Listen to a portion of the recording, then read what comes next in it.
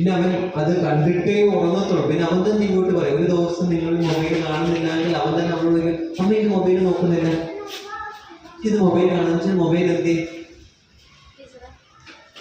3 മാസം കഴിഞ്ഞ് കുറഞ്ഞതായിട്ട് റിപ്ലൈ കൊടുക്കാം. പ്രത്യേകം ശ്രദ്ധിച്ചോ. റിക്വസ്റ്റ് നമുക്ക് ഒരാൾ അയച്ചു, 3 മാസം അതോടെ വെയിറ്റിംഗ് ഇട്ടേക്കണം. പിന്നെ കൊടുക്കുന്നതിന് മുമ്പേ നമ്മൾ നോക്കണം, നമ്മുടെ ആരെയും ഫ്യൂച്ചർ ഫ്രണ്ട് അതിനകത്ത് ഉണ്ടോ എന്ന് നമ്മളൊന്ന് നോക്കണം. അപ്പോൾ പല രീതിയിലും നമ്മളെ പറ്റിക്കപ്പെടാനും നമ്മുടെ കുഞ്ഞുങ്ങളെ പറ്റിക്കപ്പെടുവാനും സോഷ്യൽ മീഡിയ ഇന്ന് ദുരുപയോഗം ചെയ്യുന്ന ഒരു കാലഘട്ടമാണ്. പ്രത്യേകിച്ച് നമ്മൾ മനസ്സിലാക്കണം അല്ലേ. റീൽസ് പോലുള്ള ചെറിയ ചെറിയ കുഞ്ഞു കുഞ്ഞു വീഡിയോസ് ഒക്കെ കഴിഞ്ഞ ദിവസം ഞാൻ ഒരു സ്ത്രീ പുറമെ റീൽസിന് വേണ്ടി എടുത്തതാണ്.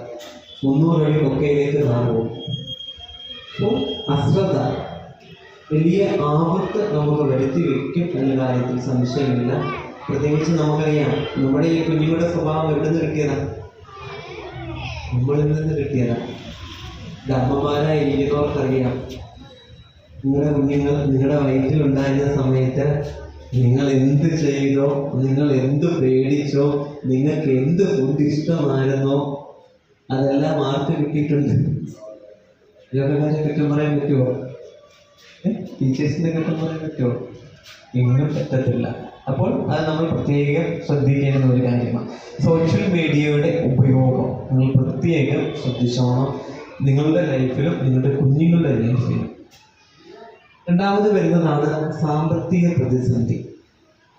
ഇല്ലാത്ത ആരെങ്കിലും ഉണ്ടോ? പ്രതിസന്ധിയുണ്ട്. ഇത് കഴിഞ്ഞ ദിവസം ഞാൻ രസകരമായ ഒരു വീഡിയോ വായിച്ചു. ഒരു ബാംഗ്ലൂരിലെ ഒരു ഫാമിലിക്ക് ഒരു മാസം 7 ലക്ഷം രൂപ വരുമാനം. പണം എന്ത് ചെയ്യണമെന്ന മറ്റുള്ളവരോട് അവർ അഭിപ്രായം ചോദിക്കുന്നു. അങ്ങനെയുള്ളവരുമുണ്ട്, ചുരുക്കം ചിലരാണ്. എന്നാൽ ഈ സാമ്പത്തിക സന്തോഷമുണ്ടോ?